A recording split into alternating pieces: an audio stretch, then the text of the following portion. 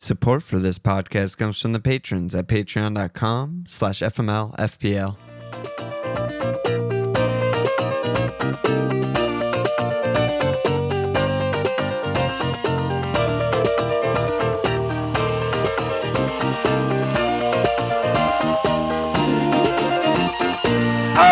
Okay! Welcome to FMLFPL Alon. This Walsh. So by the time most people are listening to this, there will be a single-digit number of hours away from the deadline to sign up for the annual FMLFPL Patreon Cup. You are shilling hard. You Kicking off every app with the pod with the. Who do you think they come to when they forgot to sign up? They put in the wrong team ID. They fucking are a nightmare. You know. I know. They don't come to Dad. My DMs go up 30x starting tomorrow, right at the deadline. Yeah. The cup's closed. My DMs don't change. No, I keep getting older and my tomorrow. DMs stay the same age. Mm-hmm. Yeah, it's tomorrow. Big scenes. It'll Big be fun. scenes. We had some new people. Is this the real pod or is this My Life pod that we're doing right now? This is a real pod. Oh my God. Because the pile, you thought the pile-up was over, and the pile-up's just never over. The pile-up ended, and yet there were fucking games on Tuesday, Wednesday, Thursday, and we have to do another pod. It's a Thursday My Life on Thursday, but it's actual real pod. But it's actually a real pod. Right. I mean, just really quick, last thing on the cup. I'll kick it to you here because we had some new people on Discord just being like, "What's the cup? I've never done it before." Yeah. How would you is say? it in the cup tab on the game? Nightmare. Oh man. Yeah, it's a group stage World Cup inspired kind of situation for a handful of game weeks, and then it cuts to knockout rounds, which is more like March Madness style bracket. Yeah. A single elim, and then towards the end of the bracket, it gets to 2 game week period for the quarters and the semis and the finals. Yeah. And yeah, it's just a big bragging rights thing, and it just kind of gives people a little bit extra to talk about in Discord, and it gets lively, so it's fun. And it's all run by one of our Patreon, or I don't know if he's on Patreon, but Charlad. Yeah. He is a coding god, and he has some stuff that I don't know about, and it's like it's a website or something. And it's great. I was wondering what you were going to say because I was going to be like, I don't actually know what the fuck he does, but he makes it work. He makes the sauce. Yeah, like exactly. We don't know the see ingredients. How the sausage is made. Yeah, we don't know the ingredients or if it's even food, but we eat it and it's delicious. Yeah, exactly. It could be human remains. It tastes great. Yeah. Charlad. Up to a lot of good. Yeah. So we're going. So that takes us really up to like the end of the season, but yeah. Usually the beginning when everyone's involved is the most fun, and then it sort of dwindles, and then people pick horses of the common characters of the cast of characters in our Discord internet chat room that people gravitate towards if they last longer, and it kind of takes on a life Discord's fucking of its own. fun for the group stages because it's you and 7 others in your group. You can shit talk, it's head to head every week against someone else in your group, and yeah, that's a fun time for everyone. But all right, moving on. Last shilling of the season. Last Kurt Schilling. Last Kurt Schilling. Last bloody sock of the thing. Let's kick it a team Walsh here. Look at that. Nice. I was very disappointed in our Discord community this week because I think it was on Wednesday late afternoon, I asked, can someone please at me when they remove Enzo's bonus point? And they did so within hours of that comment, and nobody added me. And I found out today, and I was very upset. And you prophesized this to me. I told you about it 2 days ago when the game ended or whatever, but other than that, it was, and I didn't get an auto sub for Castan, but it worked out with Isak Cap, man. Edwards lies. Hall. You don't believe Edwards lies. It's the memento meme for a reason. And I held my nerve and didn't believe the fraudulent ginger liar up north. And I profited from it. And it was wonderful. Guy. Fuck that guy. We know who he is. He's a fucking, we know everything about him. He's a clown comedian fuck with Tyndall and all their blood boys and all their shit they do up there. I don't know what they do. Yeah. You So hauled Captain ass. Isak. Look at your Munoz clean, your Hall clean, your Hendo clean, and save point. Rare. The save treat. point was very satisfying. Rare treat. Very satisfying. Yeah, like that was like your cup final. Cherry on top. And even Dib God chipped in on the bench. If you needed him. Yeah, and now he's hurt, so we're good. I love when they do that though, because it's just like, reminding me, if you need me, Gaffer, I'm there. Yeah. I'll auto sub on, start me in a pinch, I'm there. I do a job. Yeah, you love to see such things. Love to see it. Yeah, so Team Alon we did well. Yeah, over there, Team Alon. Less good, I would say. I don't know, close. I got 30 less points than you, so I wouldn't. Maybe close is an exaggeration.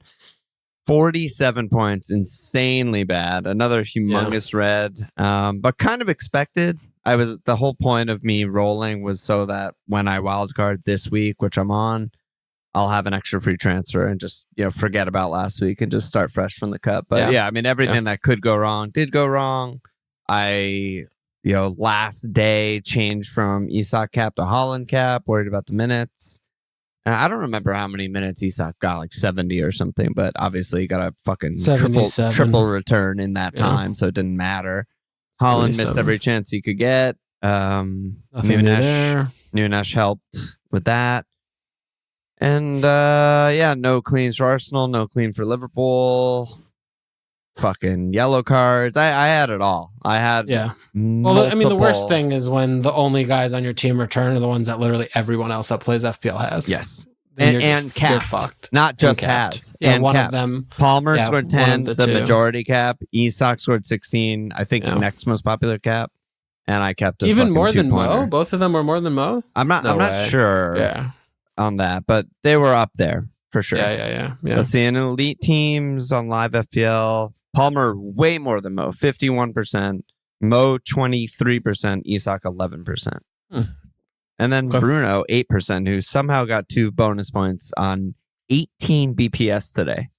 Oh, lowest of all time, I think. When you play for such a shit ass team and you play the actual worst team in the division, there's a low bar for bonus points. But it's also very aggravating because if this wasn't the last game of the game week and they didn't lock bonus points so early, if this game was on Tuesday, he would have lost all his bonus points. Yeah, they would have changed it because he missed big chances and stuff. Yeah, they would have just diddled it and he would have gotten none. So that's just a fucking... Maybe we should factor that into our caps more. The last game is actually the best for bonus points, honestly. They can't diddle. Yeah, they can't diddle. It's a point. I got fucking 4 1-pointers. You hate to see it. There's nothing good. Nothing to say there. Oh my God, I think Gabriel didn't get an assist. Can you tell me what you saw from your angle? Well, it was obviously clear that it went off the Fulham guy that was immediately in front of him, but intended 100% off Solanke, no question. Intended target. No, I'm saying the defender that was marking him before the own goal got in. Oh, Dragusin. Like header, Dragusin had a little cheeky, and then it's donged it. But that's an intended target assist. To me, if it was a goal, like say if they were playing on, if they were on the same team, if Dom was played on Arsenal and he scored the goal, Gab would get an assist for intended target to Dom 1,000,000% of the time. So I don't know why it's different. I'm not sure it even touches Dragusin. I thought it did.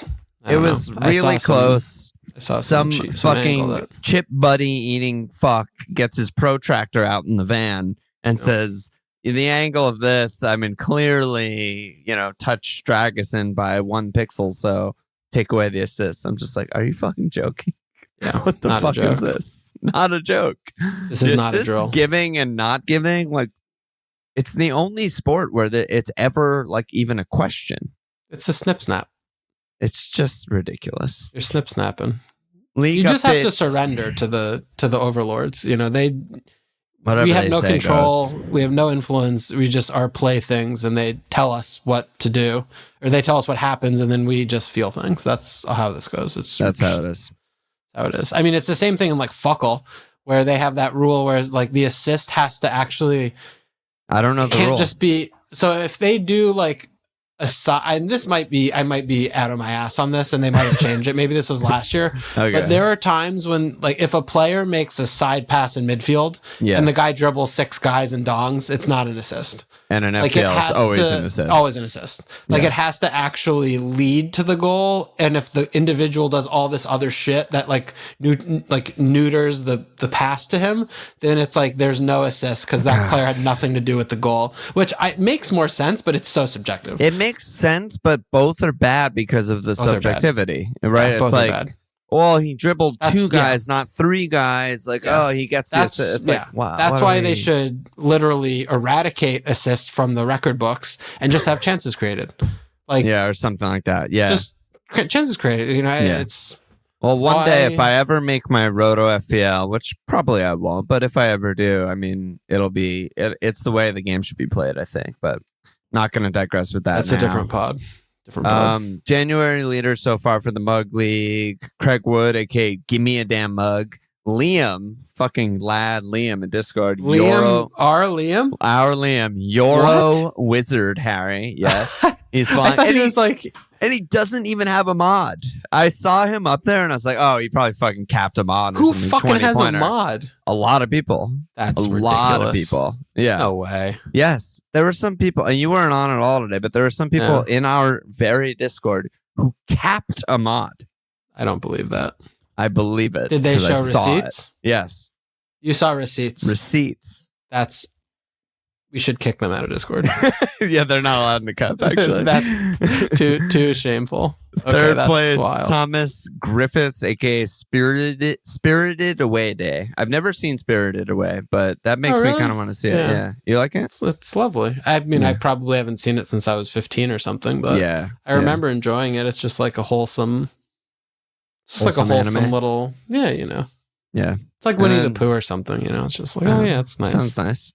Cute. And then Matt Allen, a.k.a. Jefferson Airplane, top of the public league. Good job by all of you.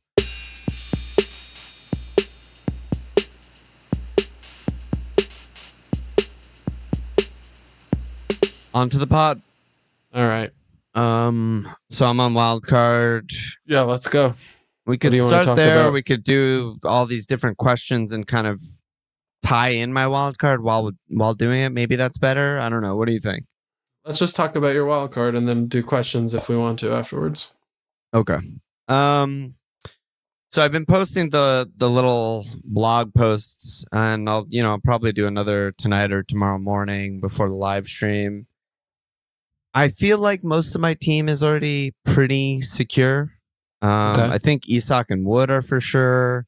I think Mo, Palmer, Bumo are for sure. Gordon, very likely, but I could see a world where, like, if I really, really feel like I need the money, I can make him Murphy or someone else. Yeah.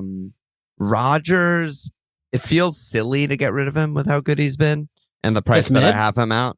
Yeah, fifth mid, like 7th or 8th attacker, something like that. Him at 5, right? Yeah, I have him at 5. Third forward is really up in the air, and the money for that spot is also really up in the air, depending what I do with defenders. Sure. And as of now, Trent and Gab seem like they'll be in my team. I really want to get your thoughts on that. Munoz, very, very likely in my team. Milenkovic, for the first time, I was like, actually, maybe I don't go Milenkovic, even though I have him at 4-5. NFO are really good. He's really good. I was just looking at their fixtures, and they have home Southampton this week, obviously great, but then away Bournemouth, home Brighton, away Fulham, away Newcastle, home Arsenal, home City. Yeah, really pretty fucking brutal. It's grim reading. Yeah, there's not a single fixture there where I'm like, great, I get to start Milenkovic. So he might be on the way out. Maybe I make some money there, but I don't know. Let's just start at the top. Trent and Gab. I mean, I know that you've been down on paying for defenders all year, so. Do you think I'm just being dumb? Am I just living in the past? Is there upside there? What are your thoughts there when you hear about maybe keeping them? I mean, I think Trent is in a different category just because of the double. So I like that a lot more. Yeah, fair. I think Gab's just not a good pick. I mean, I get the target on set piece thing, but he's 6'4", and the team doesn't look. I mean, they were. They could have shipped 3 against Spurs, but they were good for like 82 minutes, and then they had 8 minutes where they sort of fell apart. Yeah. But I just wanted to interject. I have him at 6.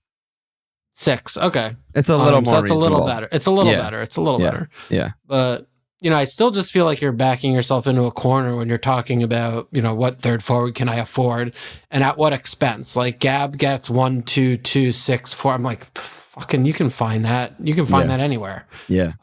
Just play the fixtures and, just purge yourself.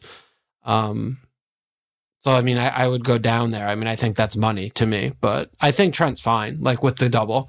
If there was no double, I would be very opposed to Trent being in the team.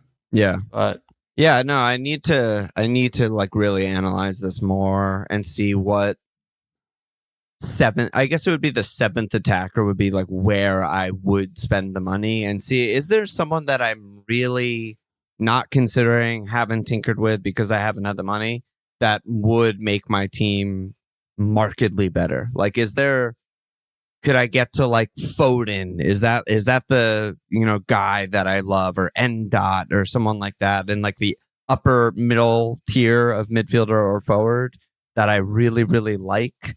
I'm not sure, and I'm not sure if that guy is that good, right? Is there a guy that's I think that something that's worth doing, because you're wildcarding now, it's really early to wildcard, right? It's so January 16th, so it's really early to wildcard, and also we know enough about the teams. We don't have the known information about what deals are going to get done before February 1st, but we know enough about the teams and the fixture quality to look at this in fixture chunks, I think. And like to me, I would want to look at something like Mateta, for example. Like he's 7-3. And have you changed on him at all? Not really. I think he's just not playing well this year generally, but he still gets, a few chances a game, and, we're sort of fucked up and not that good, but he's still like a goal a game. But not to talk as much about him, but just looking at like the fixture run where, maybe it's, okay, actually getting a 7-5-ish forward gives me these 7 weeks of Mateta, and then I switch to Cunha for these 6 weeks. And like, okay, I'm getting, this really good run for the rest of the season with these two strikers, and I like that more than Rodgers every week or something. Right. That is the way to think about it, right? It's like thinking in price brackets as opposed to thinking in players. It's like, is it worth having access, which is like how I would describe it, to I think that's a good way to put it. Bruno, Odegaard, Diaz, Jota.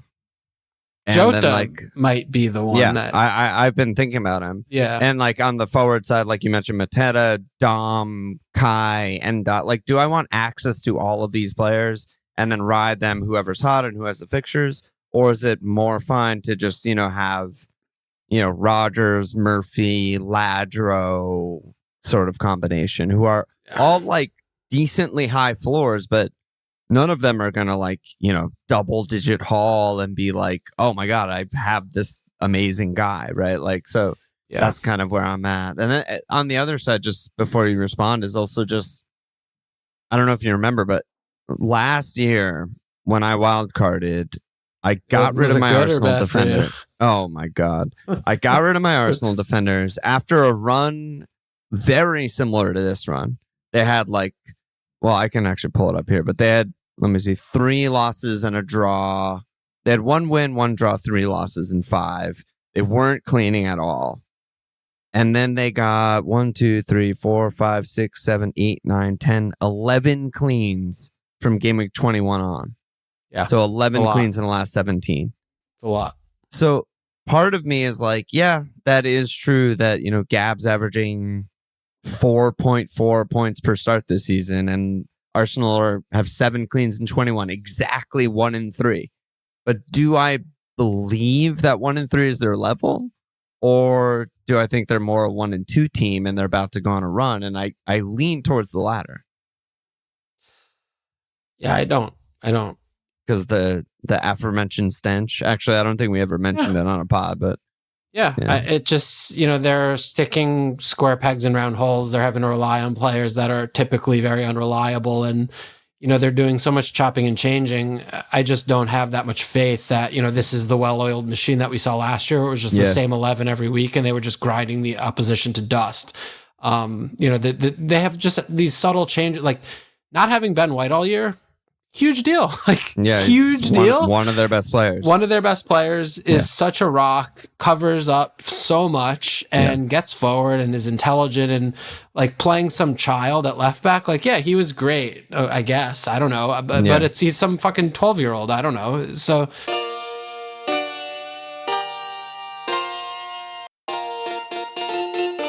I gotta compare last year's numbers up until this point to this year's numbers up until this point. I'm not gonna do it now, but I'm curious, like, how much better was last year when everyone was fit and they were fucking humming? Yeah, and I don't imagine it would actually be that much better. Oh, really? Because I think the underlyings for Arsenal have been pretty good this year from whenever I've periodically checked over the course of the season. Yeah. It just feels like it's very sketchy to me, and they still have a lot of good players and he still plays with, all these defenders and shit, whether it's Marino or, George sitting or, Rice or Partey sitting with one of them also. And playing on the counter, playing for corner kicks. It's like Stoke Marquise football, Arsenal. But it's Arsenal. But like Kai took a step back, not having Saka as just that, reliable rinse and repeat, player. Keep the ball in the other team's half for so long because of Saka a lot of the time. Like they just have a lot of little things that, lead up to they are more prone to making that one mistake. And that's all it takes to wipe the clean. And, they make the one mistake a few times a game, they'll concede one. Yeah. And, that's kind of what they've been doing, even though they've been broadly dominant in games, for a while now, with or without their best personnel. So I just, it's back to just looking at the money and like, do I think that your edge is holding Gabriel or, going down to Greaves from Gabriel and having Jota? Like, I'd rather go that way. Yeah. Something like with that. The double too, right? Like, or even if it's not Jota, even if it's Mateta instead of, João Pedro even. Like, I mean, maybe that's not a good comp, but something like that. No, I feel like that money. I need to make that comparison. I need to this is definitely one of, if not like the biggest decision I feel like I have to make, because it's very much that type of thing where if someone were to send me their team who was not on Wildcard, I would never be like, oh, like use your 2 free transfers to downgrade Gabriel and get Mateta. Like that's just so low on the list, right? Or Trent even. I'd be like, oh, not on the list. It's not even on the list. Like it's your team's fine. Fix your midfielder, whatever. But on Wildcard, obviously opening up to these possibilities, it's just like. Yeah. Well, the difference is when you're on Wildcard, you can trade good pick for good pick. When you're using free transfers, you cannot do that. Yeah, you don't have to, but you can actually do it, and it's a different thought exercise than typical because Gabriel's a good pick. Like he's obviously a good pick. He gets good points. He's one of the top defending point scorers in the game, and he will finish among the top point scoring defenders in the game. 100%. But it's just back to how much better is he than rotating these 4-5 to 5 million shitters in good fixtures. To me, it's just not. The answer is just he's not better, Yeah. I think that we've talked about this all season, and it's been true all season, but it's not necessarily that Arsenal's numbers are down or Liverpool's numbers are down. It just seems like the difference between the 6th through 10th place team and the top 2 teams has shrunk. And it's like NFO's defense, lately Newcastle, Palace's defense. I mean, Fulham, all these teams have kind of like put up good numbers pretty consistently, and been close. Yeah. So it's just look at the defenders scoring like tab or whatever sidebar. There's so many guys that are like really condensed. The top guy is Aina's ridiculous. He had those few 15 pointers. I think you can almost throw him out, but. Like Trent and Hall and Milinkovic have 85, all 3 of them as 2nd, 3rd, 4th place. And then, you go down like 61 points is 1B and he's like 20th or something. Yeah. So there's 20 defenders within just like 15-ish points. It's all season. We're in game week 21. I mean, that's like a point. It's a very, very narrow margin. Very, very small. And when I see that, what I want to do so much is rotate for fixtures, because you have a lot of picks that are kind of similar, and when you play them in their home good games, then you're going to spike, and when you bench them, then you're not, you know, that's what I've been total, like, and everything you said makes perfect sense. The difference, again, what we were just saying with being on Wildcard and not being on Wildcard, is that I have to decide if I think that this will continue, or this is just what has happened. Right. Because those two things don't necessarily line up, right? Like, our Liverpool... Well, the second thing is undoubtedly true. Right. Like, it definitely is what has happened. Yeah, that what is that for sure. But does that project, or does the underlying performance project? Right. So Trent is another good example, right? So there's the only players who have a better points per start than him are Hudson, Aina, Hall, and Chalobah. Hudson can't be touched. And he's in a different category. I shouldn't even include him in the list, right? But so, are Liverpool going to keep cleaning 40% of the games? And is Trent going to keep getting no assists on all the chances he's creating? I have to decide. I have to just fucking flip a coin and say, actually, they're going to start finishing. He's going to go on an Anthony Robinson run and finish with 20 assists. Or, he's going to finish with 5 fucking assists this year. Yeah. Doesn't matter. So you didn't mention Hall's name in all of that discussion. Haul, Lewis Hall. I'm just still very not sold on their defense. I mean, I watched that entire Wolves game. They should have considered 3. Very, very lucky to clean. Yeah, it was insane. And Wolves even put one in the net, and then there was like a VAR handball type of thing. I mean, I don't know. I mean, I know they had that run. They had the insane run. Holland 15, 7, 6, 12. There's a red card in there. There's, whatever. I just don't really believe the cleans. I've also been considering, I'm wondering what you think about this. Like, if I do go for like Murphy as my 7th or, rotational 8th attacker, like if I just went Gordon, Isak, and Murphy. Fine. Yeah, like I'm considering that because it's still 2 homes. The 2 aways coming up are Southampton and Man City. Fucking great fixtures. I still kind of want to ride the hot hand for like 4 weeks and just like they score 3 every game. I think you're really missing a beat with Hall. Tell me about him. I think you're just sour and bitter grapes because you haven't had him in these points. It's insane how many. And you think their defense is actually good? That's what I'm asking. I think it's just exactly as good as they are in the table. Like, it's not Arsenal, Liverpool, and it's in the glob of a lot of the mid-table, upper mid-table defenses, and they have things are going their way. Yeah. And it's a small sample size of a small sample size, but things are just going their way. Like, the other team hits the post 3 times and there's a handball. He has attacking intent. He has set pieces. Yeah, no question. I don't think he's going to obviously keep going at a 15, 7, 6, 12, 2, 6 rate, but he's still only 5 million. Yeah. Like, he's 5 million. You can put him in for Gab and then have another good defender as your 5th defender and just rotate them all. And you're going to get more points. Like, I promise you're going to get more points in that position. Yeah. Dude, I just haven't been really believing the cleans, and that's why he's not in my tinker. I mean, they have 5 cleans in their last 6, and I think they should have more like 2. And if that were the case, it'd be like, he's okay. He's like 8 Nori. He gets the occasional assist, and they barely clean. Yeah, I mean, there's a little bit there, but I think you're maybe not giving them enough credit because, there's the other side of the coin where if they had 2 cleans, you say, oh, well, they could have had 5 if, these 3 individual chances were missed instead of scored. And it's like, and the numbers have been really good. The numbers have been great. Fair. Yeah, I mean, ever since he's playing Bruno, Jolingtons, and Tonali in there, and they don't have Europe. Like, there's reason to suspect that it could improve when all the other good defenses are starting to have to play all these extra games. So, I just think that he's like such an obvious pick, even though he's risen and he's 5 and you've missed points. I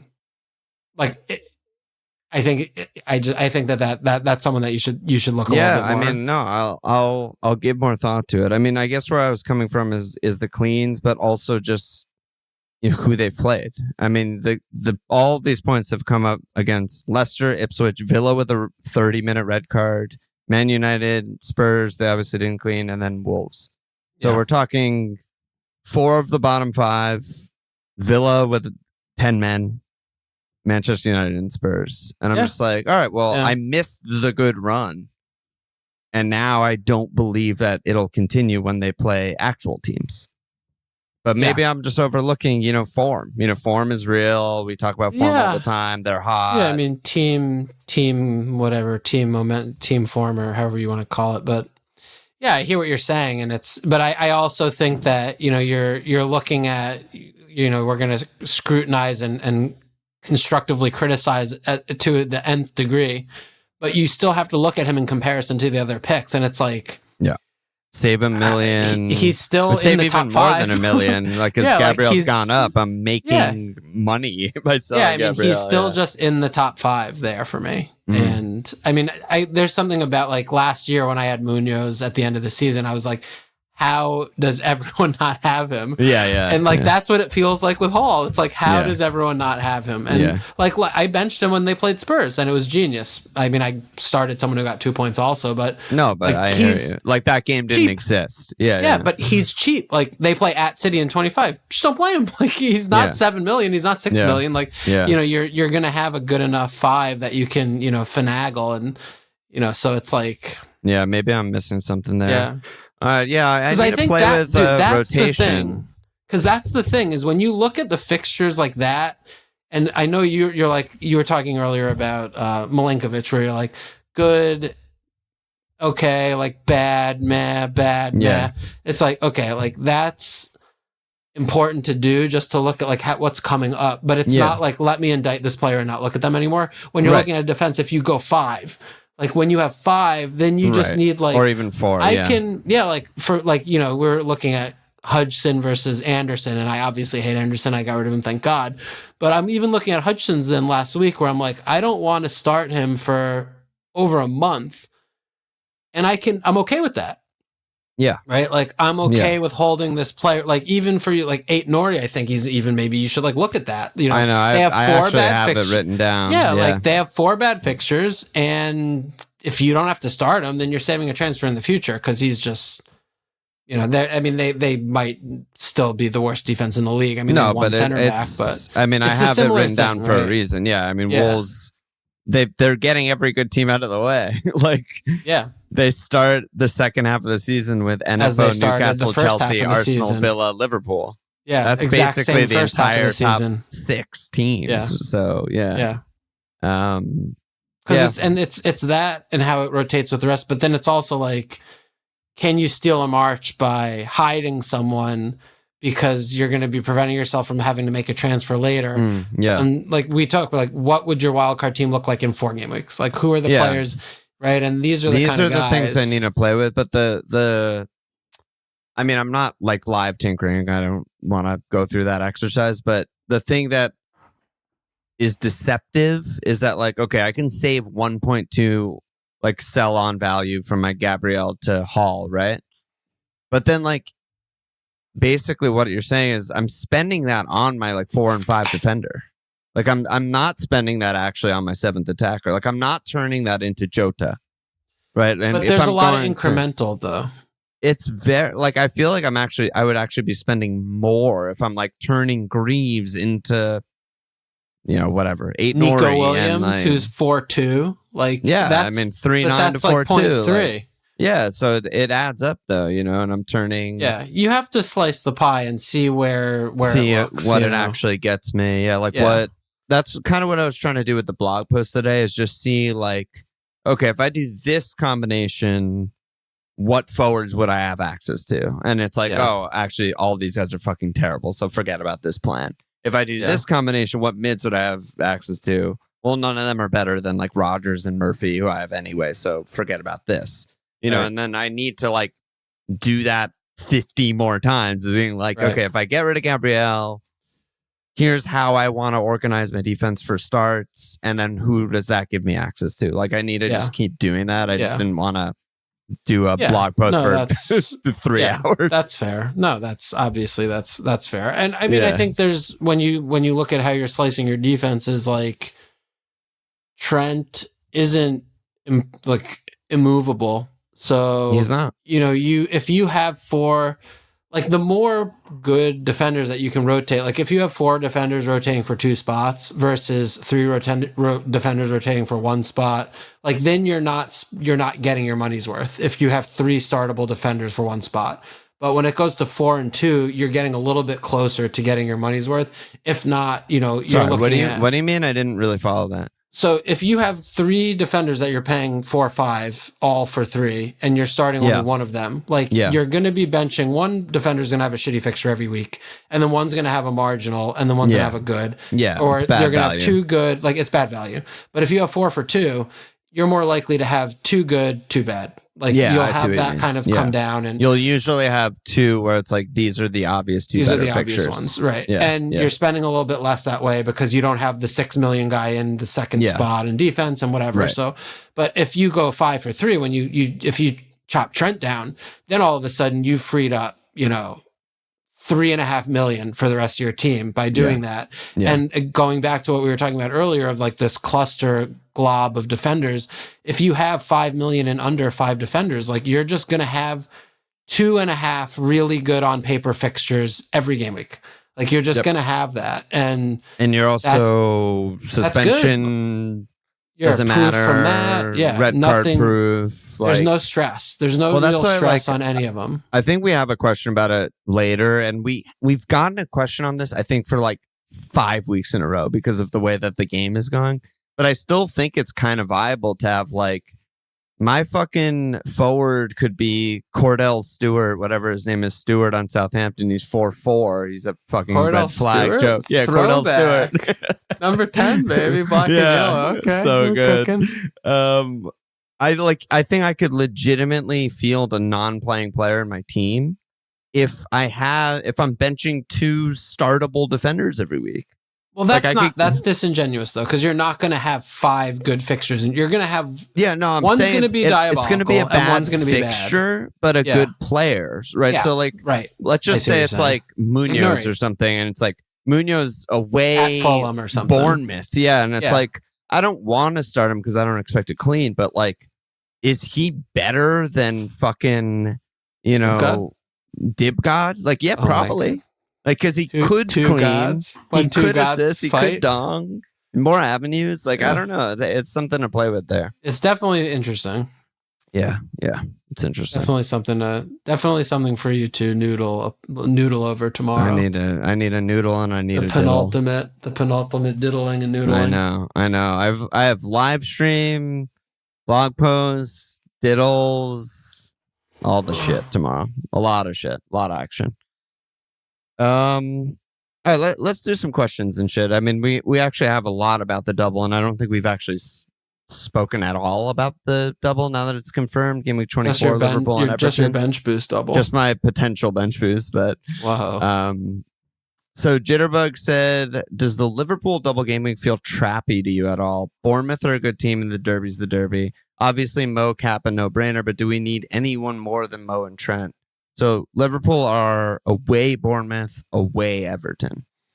Yeah. I mean, dead ass. Like, I'm planning on hopefully saving a little bit, but I might only have Mo for the double. I was going to say, I'm surprised that Jitterbug even like included Trent in that question. Yeah. Because I don't really believe how we're playing right now that you need anyone more than just Mo. Yeah, it's just a tough sell because all the other picks don't feel like very good options that I want for like a medium term. And we're not cleaning. We haven't fucking cleaned in I don't even know how long. Do I want Trent for the double game week? Obviously, I want. Yeah, obviously. Yeah. And also, do I want to spend 2 transfers snapping him for 2 games that are both away? Like, not really. Yeah, so, I mean, it's more than that. Right. Yeah, I mean, my team structure, like it's a fucking mess. And it's more than 2 for almost every team because you're not doing like defender to Trent straight up. You need a fucking 3 million. You need to like downgrade someone turn your 4-5 into Trent, and then I mean, what am I going to sell Holland or something? I'm not going to do that. I'm not going to do anything crazy. I'm not going to do anything crazy. What are the odds Holland goes absolutely fucking ballistic against Ipswich the week I get rid of him on my wild card? I think they're very low. But do you factor in the lore of me wildcarding him out? Because I think that's high lore, high X lore. Oh my god.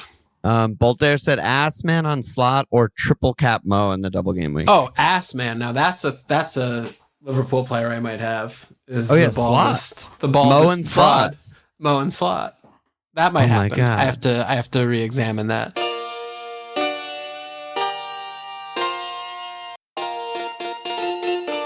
There was a lot of ass man Discord chatter today, and I had too much going on, and there were like charts, and it looked like fucking. Oh yeah, Krellin. I saw that shit. Yeah, I don't know what I couldn't even read it. It was Chinese to me, but it wasn't Krellin. I need to get stuck in.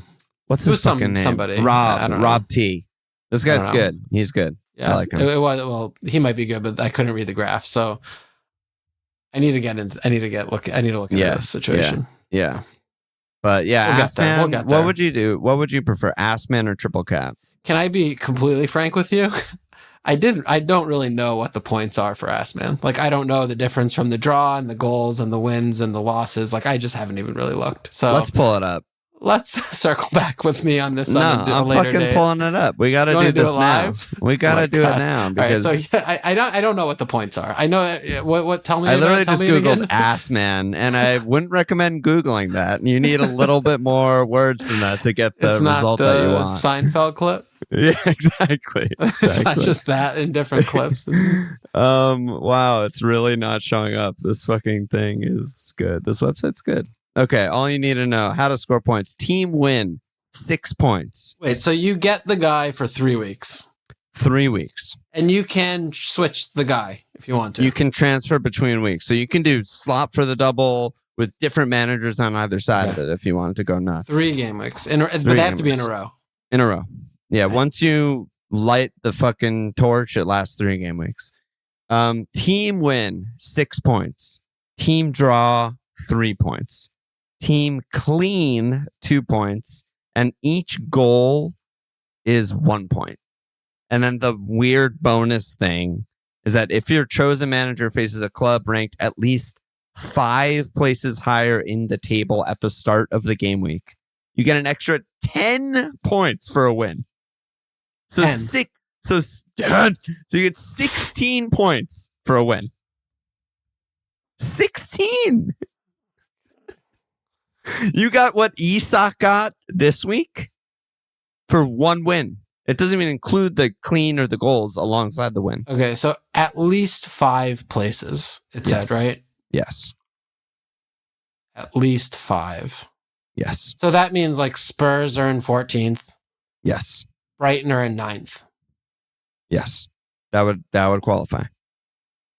Because 5 is included in at least, right? I mean, I think the obvious 6 teams to target here, if you're going for the underdog, are Palace, Spurs, and West Ham, who are the best 3 teams from like the bottom half of the table, who could potentially. But if you pick the underdog and they draw, there's no boost. No boost for a draw. Same 3 just points. Just the win. Yep. Interesting. Kind of makes no sense. Well, the thing, we're beyond that, yeah. way past. Way past. The thing about it that I think is more, big T traumatic to me is that you can't plan like I'm going to pick this guy for these 3 game weeks because you pick Glasner. The table moves. Table moves. So you're not like, they have 3 underdog games. It's like, actually, they might not, and then you're just, they're 4 places ahead of them because of results in the other 10 games. Yeah, because for 2 Brighton weeks. drew with Wolves. And like, therefore, it's my nothing Palace to do with them. does nothing. So it's like, you'd have to look at so many different trees to figure out like how insulated am I from other factors so that I can stick in. Because if you pick the underdog manager, I don't think using a transfer here makes any sense. But you want to be able to pick the underdog manager where you're assured that you're going to have 3 shots at it, right? Because if you pick the underdog manager and they have 3 shots, you have to get 1 win. You have to, or else it's a unmitigated disaster. Like you're fucked. Yep. If you can do that though, then I mean, that feels like it's a better use of the chip than picking slot. Yeah. Right. I mean, I would describe it as the underdog route has the way higher ceiling and a way lower floor. Yeah. Because you could pick fucking Moyes in the double. Well, all their games are underdog except Leicester, and they could fucking lose. They could draw every game. They could score one goal in every game at most, and lose or draw every game, and you get and you're just 7 getting points. Gabrielle points every week from your ass man. Yeah, instead of ass man points. So I guess it's the security and safety of getting a pretty decent number versus looking to shoot the moon. I mean, I know what you're gonna do. I'm playing, baby. I roll the dice. You're rolling, and you're rolling with fucking McKenna because you're an Ipswich fanboy. Get out of here! No, I'm not doing that. 3 underdog Ipswich games. No. Come on, dude. Dude, they win 1 game every 7. the chance. Okay, find the win. Find the win. Odds are against me. The win is going to be Leicester or Southampton. Yeah, I know. Or Wolves. That's the problem. Or Everton. That's the problem. It's not good. I mean, honestly, no fucks. Ipswich, Villa, Spurs, Man United, 25, 26, 27. And those are winnable games against teams that will likely be 5 places higher than them. No. Ipswich is off the table. They're off the table.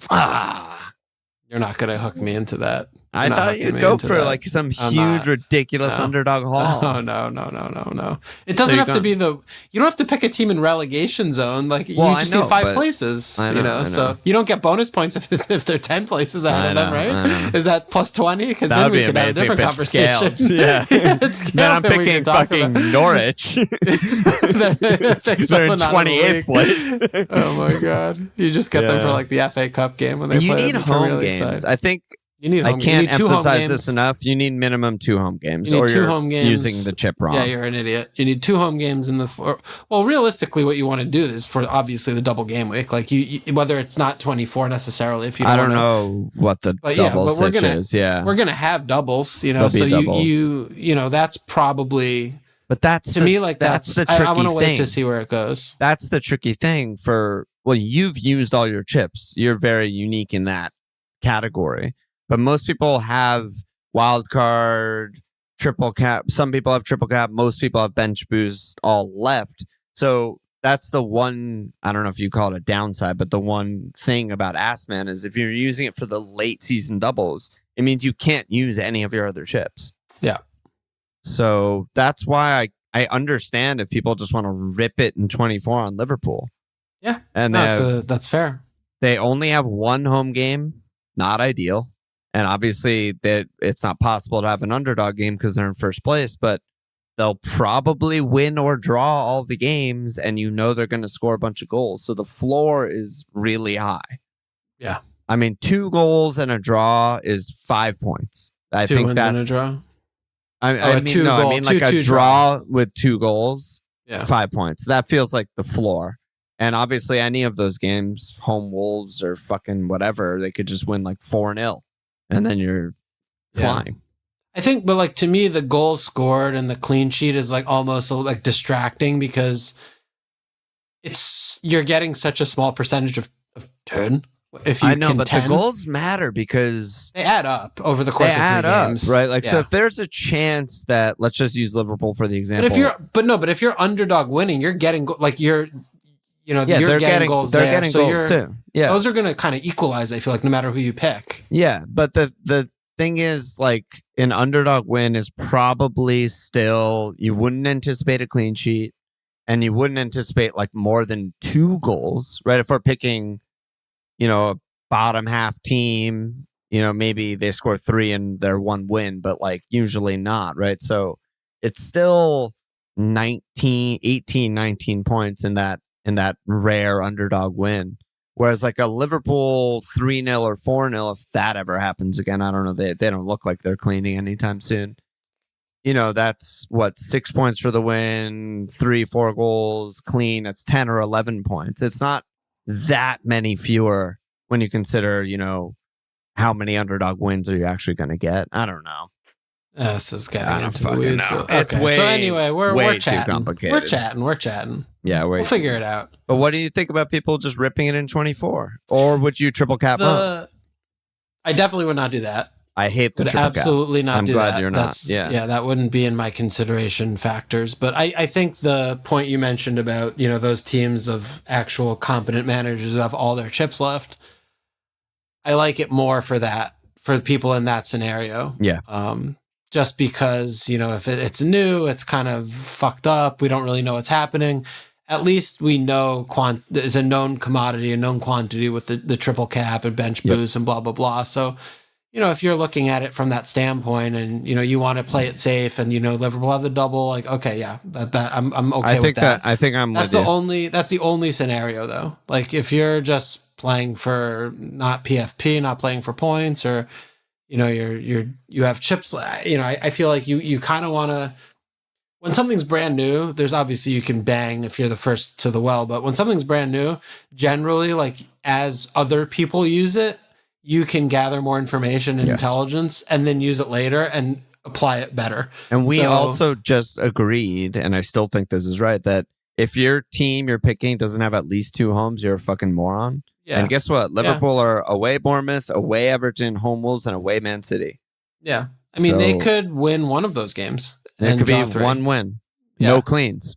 Because it's like, what's the difference between that and Arsenal in a double game week later? It's game week 36 or something. Yeah. It's like, they're just as good. They're not, unless if they play each other, then that sucks. Yeah. But the fixtures are going to be basically the same, so it's like, yeah. I guess there's a chance like, and maybe we should just move on after this, but there's a chance, an opportunity to just transfer slot in 26. Like, why would you keep him for away Man City? What's the upside there? Versus like you could get, Arsenal home West Ham or, specific underdog. A specific underdog fixture that you really like or something like that. That seems probably right. So when you finish doing the chip and you don't have it anymore, does the manager remain in your team and you have to actually use a transfer to remove him and replace him with nobody? And then you get the money back in an outfield player? How does that work? They definitely haven't thought that far. So we'll see. You know what I'm talking about? I know what you mean. Like the chip is over. It's the 4th game week. You took money out of your outfield to put in him. Head in the corner, screen up your ass. And how do I get rid of him? Don't know. Do you have to use a transfer to get rid of the? You don't know. That would be absurd. You have to use a transfer to bring him in. I don't know. All right. Don't know. Okay, more double questions. Gavi said, "What are your thoughts on Fuckford? How do you see Everton defense?" 16th man, right? Yeah. Like you don't have. Yeah, like you have all of a sudden you play the chip and there's like an empty whole circle. Yeah, I don't know where it's going to be. You just push plus and they go there. And you're just going to see a floating head all of a sudden. All right. Go ahead. Gavi said, "What are your thoughts on Fuckford? How do you see Everton defense performing under Moyes?" Yeah, take it away. Doesn't look good. Prognosis negative? I watched that game. They were fucking awful. The attack was a little better than it was against Dyche because he actually tried to attack. And the resulting defending was very bad. Lots of mistakes, all last-ditch tackle. I know Villa didn't put up like that huge of numbers, but they really could have. Ollie also missed an open net when Pickford was out of net. I mean, there was just a lot there that was bad. That said, if you're not on Wildcard and you already have him, you hold him for the double. Yeah, of course. You definitely hold. Absolutely hold. No question. But on Wildcard, he's probably not going to be in my team, but he might be. There's a chance. There's still a chance. If you're doing the bench boost game, I think you have to have him. If I'm bench boosting, he's definitely in. Yeah. But I don't know what I'm doing yet. I haven't done a bench boost tinker yet. That's another thing I have to do tomorrow. Okay. Zines. Trent's been an awful pick since I brought him in. He's taking up a lot of money from potentially adding Boomo and an ass man. But is it dumb to drop him ahead of a double game week? Didn't he just score 15 points? Yes. Okay. So he must have just had him for the last 2 game weeks? Literal 2 games? Yeah. I mean, people buy guys after they get 15-point hauls. Yeah. And then they get 2 points in 2 and get fucked. Yep. But, yeah, I don't know what the question is. I mean, I missed the question. What was the question? Do you hold or sell or whatever? Hold or sell or you just hold for the double. Yeah, you're fine. I didn't even think about the fucking money, dude. If I actually wanted to ask man, I have to have 1.5 in the bank on my wildcard team? You better fucking have that shit. Think these ass fucks are free? You pay for every ass fuck. Some of them are 0.8. Yeah. Hey, why wouldn't it be? Let's talk about captaincy this week also. So Ozzy said Salah versus Wood. Jitterbug said it's 2. Wood? Oh yeah. Who are they playing? Southampton, baby. Oh shit. Okay. Yeah. Jitterbug said it's 2 extra days rest for NFO compared with Southampton, a big enough factor in favor of a Wood cap. Should I be worried about Wood's ceiling being lower than Palmer and Mo's? And then Parmo said, just discussed cap. Palmer against Wolves, Wood against Southampton, Isak chasing Vardy's record home Bournemouth, or Mo away to Brentham. What are you looking at? Back on Mo. I think it's Mo or Palmer. Yeah, I think Palmgod is perfectly defensible. It's just the way Brentham have been playing is Frank is. This is all I have seen from Frank is he's taking a page out of Vincent Kompany's playbook and he's doing some mad fucking shit. I think he's just having fun. He doesn't give a shit. It's like if we manage, we're like, I don't fucking care. They're safe. I don't care if we ship 6. Like we're gonna do this because before it sucked. Score. Yeah. And people hated it and it wasn't fun and no one had fun. No fun was had. Fun is had at every Brentham game. And I wish it wasn't at the G-Tech. It is. It's not that. It doesn't put me off that much. Mo's probably going to be salty for missing the chances and drawing, and they need a win badly. I think this is 4 from Liverpool. They're just going to fucking destroy them. So I'm on Mo. I'm pretty certainly on Mo. And I wouldn't consider Isak or Wood. No. Yeah, I would consider Wood. I don't mind that. I mean, Jitterbug kind of answered the question for me. He said, should I be worried about Wood's ceiling being lower than Palmer or Mo's? And the answer is yes, you really should be.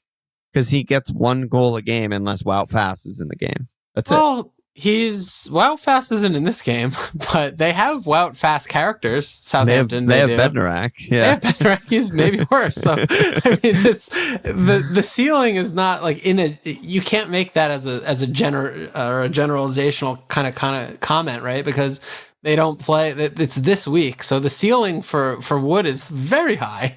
It's brace hat trick. They could win a pen and he could score a couple of play goals. Yeah, that's fair. They're gonna create more chances than they typically do because they're playing the worst team in the league. So I would probably cap Wood over Palmer if I had that. If I didn't want to go Mo, okay, he's away. You come up with some story that you don't want to cap Mo. I would captain Wood over Palmer. I think. Yeah, Palmer. Man, I don't know what to even say about him. I mean, we've been talking all season about how he's kind of getting away with it. Are his points sustainable? All this shit. All the analytics people were capping him this week. He obviously gets the 10-pointer, takes his goal incredibly well. He's so classy. Should have gotten more points. Absolutely. The thing that I took away from Palmer this week is that, I think we're just not used to having a player like him available to cap. I was trying to roll back the years. Who have we been capping for the last decade? Well, we're capping fucking Kane, Mo, Holland, Mahrez, Vardy, Kuhn. The list isn't that long, right? Of the cappable every week kind of guys. Yeah, Rats. But they're all volume players at their peak. They're all getting 5 shots. They're in the box. They're fucking creating, blah, blah, blah. And Palmer's more like Hazard or something. And it's the quantity is not going to be there. And Hazard had tons of blanks He was kind of an annoying fuck in FPL for that reason. Because you'd cap him against the worst team, he'd get 2 points, and then he'd get a fucking 19-pointer against the best team. It was a little like Yaya, the Yaya season. Yeah, and it's just like he will outperform his numbers every single week because he's so good. He's so absurdly good, and his technique is insane. And it's just, it's an adjustment. I don't know. I think Palmer's a great fucking cat. Like, is he going to get 5 chances? Like, no. But he might still get a hat trick from the chances he does get and a pen or something, you know, and that's a hard adjustment for me. I've always gone volume.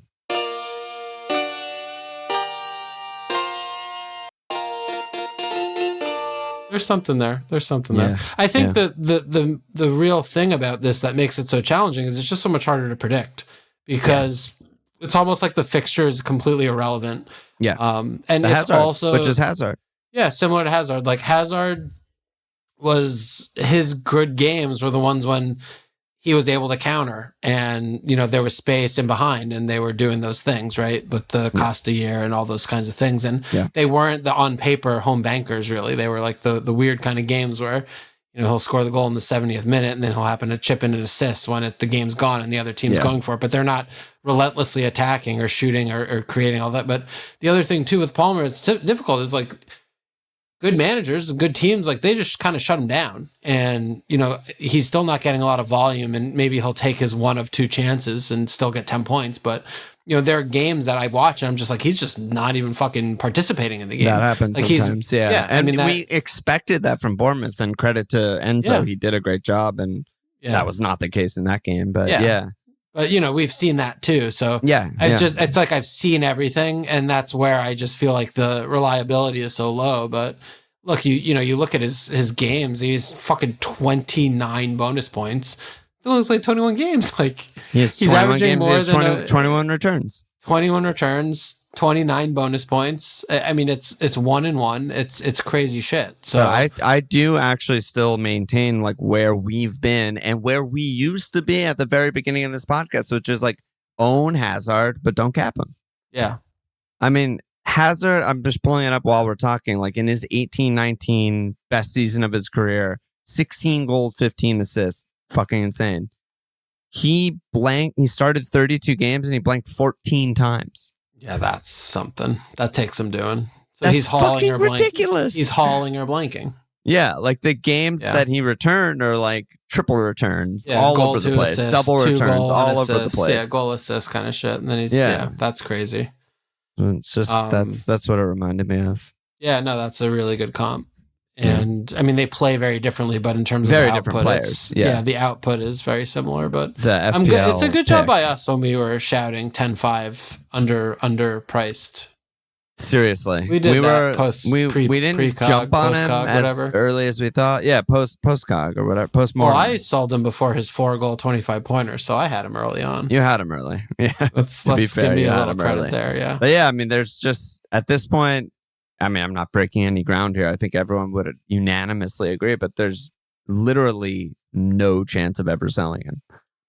No, he'd have to get injured. He'd have to get injured, and he's going to be 12-5 next year. Right? Maybe more. Maybe more.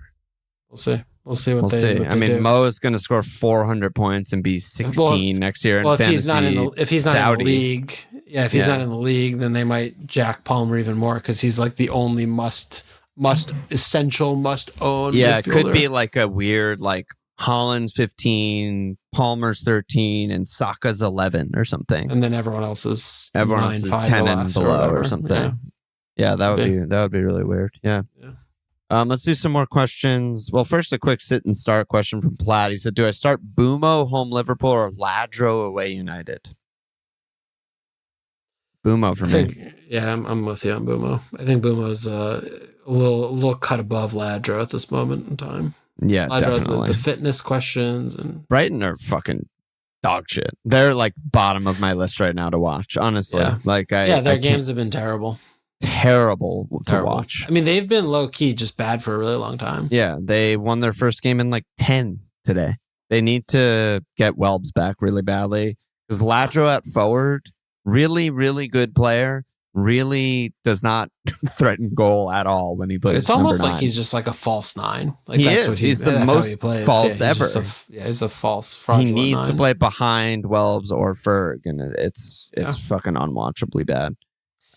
Brighton are getting away with it, I think, to say the least. I think they've been like, I think they got a few of their results at really opportune times, and like they beat City and stuff like that, but there have been so many other dumpster fires that like people, I think Hertzler's getting a little bit extra credit in the bank than he should be, but I mean, he's kind of doing about as bad as you can be doing with some of these parts when you look at their squad and their lack of they have other a lot commitments. Of injuries, and he's they also have a lot of fucking players. 8 years younger than us. You know, I mean, I don't really care how old or young he is, but when you look at the squad and you look at the results and you look at where they're positioned on the table and you look at the performances, I think that he should be under a lot more criticism, I think, than he is currently. I just think the age thing does give him a little more leeway to just be like, he's young. It's his first. He hasn't even coached in a top league.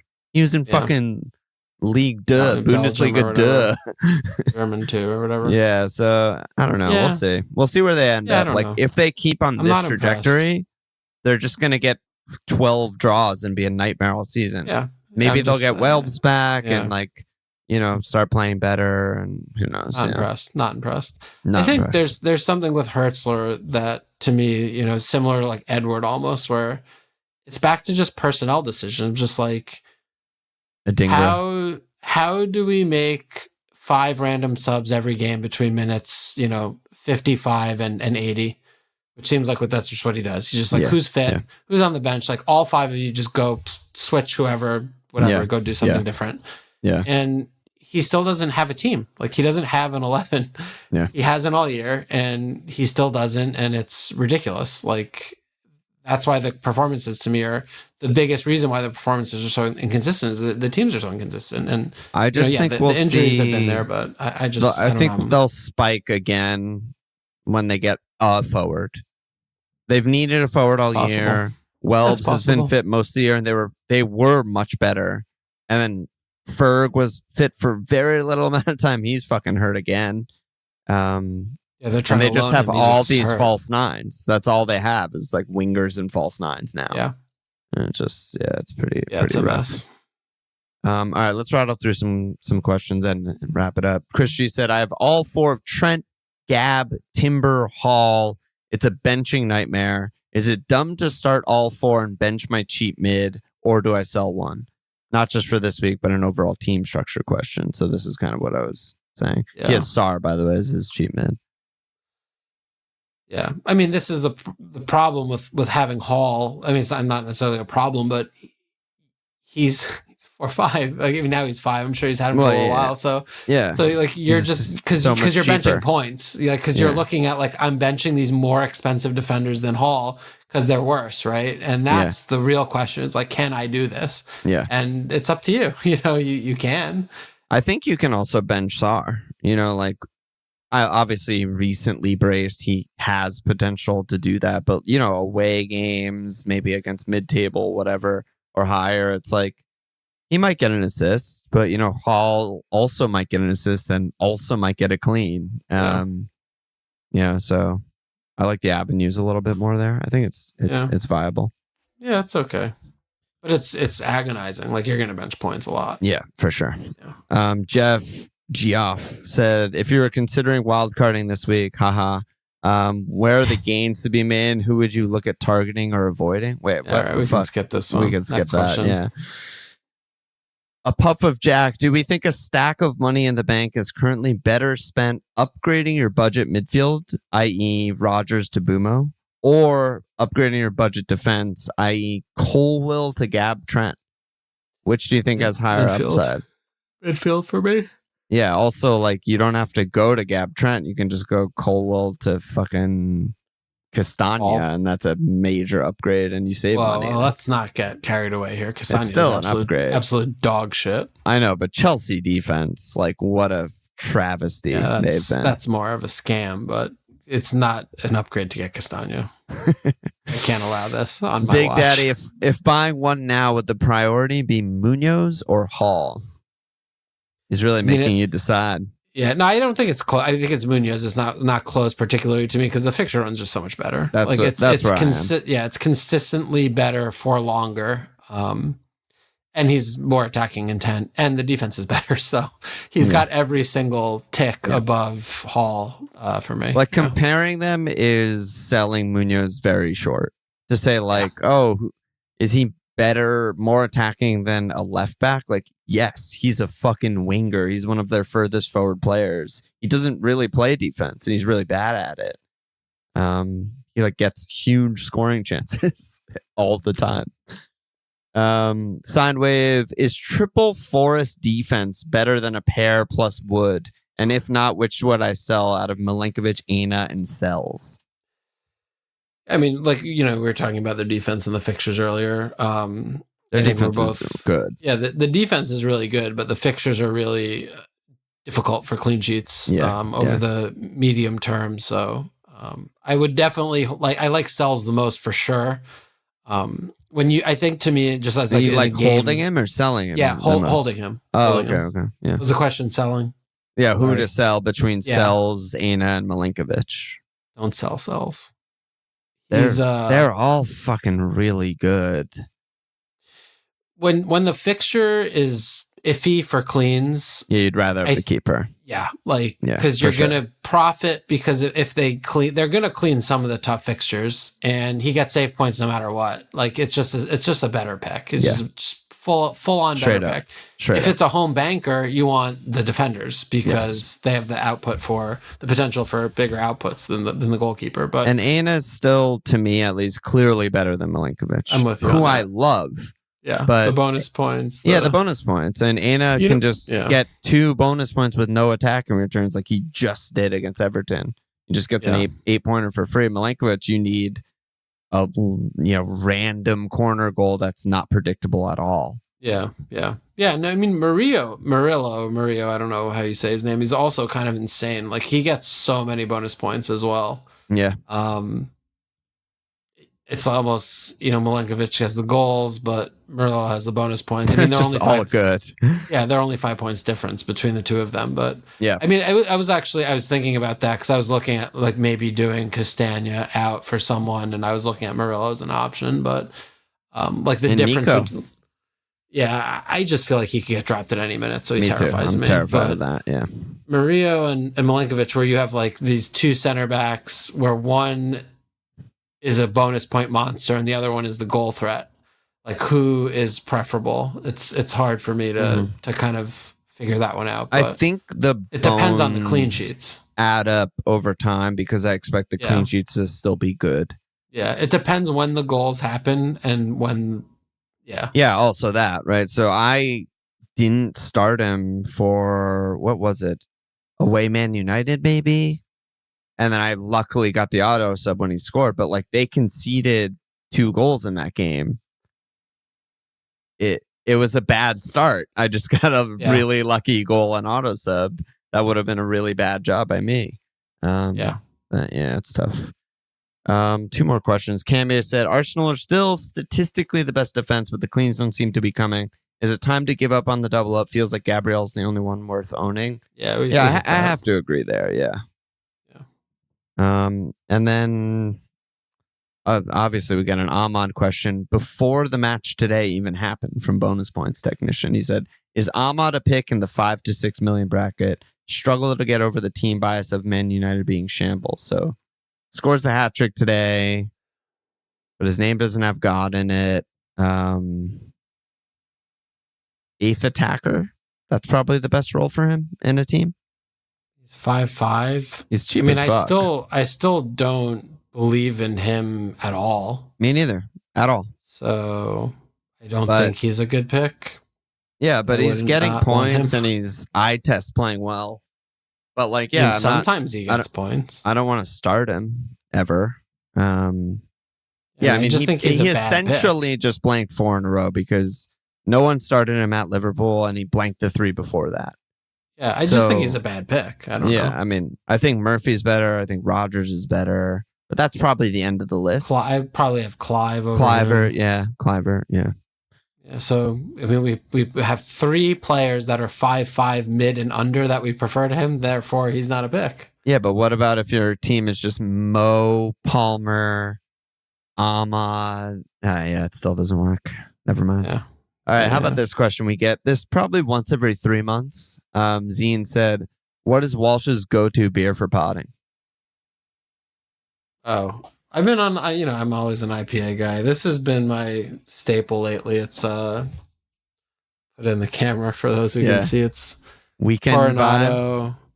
Weekend Vibes. Coronado Brewing Company. They're in San Diego. It's just like a very West Coast IPA, standard, very drinkable, easy drinkable. When I'm not having Bud Heavies, though, I'm always having an IPA. It's really that's really all I have. I mean, I mix in something random once in a while, but it's always just Bud Heavy or IPAs. That's what keeps me going. That's my nutritional value of life is that. And then the only other lifestyle question, Nim Chimsky said, Alon, I noticed you playing artists such as Aphex Twin and Square Pusher in your Deadline team videos. Wondered how deep your love for mad British electronica and jungle goes. You're going back. You're rolling the clock back lately. I still love all that shit. Square Pusher, I really Aphex do. Twin stuff. Yeah, I still love all that shit. I love jungle, love drum and bass. Open. What else have you been trying to stay open lately? Like on the Deadline videos and shit. I literally just usually go to my Spotify and just like fuck around. I'm just like, just find some track I like. I'm like, this is a good one for today's team video. Yeah. It could be anything. It could be fucking classical or whatever. But yeah, I mean, what of the techno stuff have you been doing? Like, because that to me is like 15 years ago stuff. Yeah, I mean, I do still listen to old stuff. I still listen to like ATB. Yeah. I do like a lot of the retro stuff too. Like, I'm blanking on their name. Like kind of the early house stuff that's like really soulful and melodic with like good, singing. Usually it's like a woman singer who's good. It's always a female vocalist. Always a female vocalist. Yeah. I'm all over the place. I don't know. Right. Inner City. That's who I was thinking of. I was trying to look it up. Yeah, all over the place. So some Bizarre Ink lately, and I still always have love for like Chemical Brothers, and he mentioned Aphex Twin and shit, and Burial Brothers. Burial. Well, that's like down tempo stuff. Yeah. I like all of it. I like all of it. I try and stay open. Because there are definitely weeks I go where I just listen to the same fucking thing every time. Week. Yeah. And same I'm like, album, you open the same album. And I just, because it's easy. It's like I open Spotify, it's like, that's like right there. I'm just going to play that. Or there's 3 things and you click one of the 3 things. Exactly. And I need to like actively break that sometimes. So well, that's why I don't know. I have like a long list of like your, my artists, and it's like I listen to podcasts so much I barely listen to music anymore. But like sometimes I'll just scroll to be like, I haven't listened to this in a while, and I just put it on or something. Just play it. What about in the car? You're a podcast guy in the car? Yeah, I'm always podcast. I it's probably like 95.5 podcast to music. Oh my God. Okay. Because I don't have enough time to listen to all the podcasts. Yeah, that's true. That I usually get every week, and like I just delete some that I just like. I'm like I would listen to this maybe if I had no other podcasts available. But like even if it's like my last podcast, that's like not even my favorite thing. Like I usually would rather listen to that than music at this point. Yeah. I still listen to a lot of music. Yeah. No, I just don't listen to music very much. That's really how it is. But then once in a while I'll like watch a Boys Noise set, and I'm just like, like a YouTube video. That's like a throwback. An 8-year-old Boys Noise set in like fucking Amsterdam, and I'm just like, like fucking, this is awesome. Let's go, dude. If I'm in the mood or something like that. Yeah. I even hardstyle gets me fucking more amped than anything. Still, like those sets are crazy. Yeah. Okay, dude, let me slap asses. We got a bunch of new Patreon signups for the Cup. Probably some more after tonight, but we'll see. John McGrain, Graham Murphy, Jack H., Joe Lee, Joel, Brandon Kelly, Hannah Salstrom, Zubin Shah, Matt. Slap baby, get in there. That's it, dude. That's it. We'll see you tomorrow. That's it. Won't see you tomorrow. Solo live stream. Oh, my God. Oh, my God. You'll do fine. All right. Check us out. at FMLPL.com. Follow us on Twitter at FMLPL Sports Page.com/FMLPL.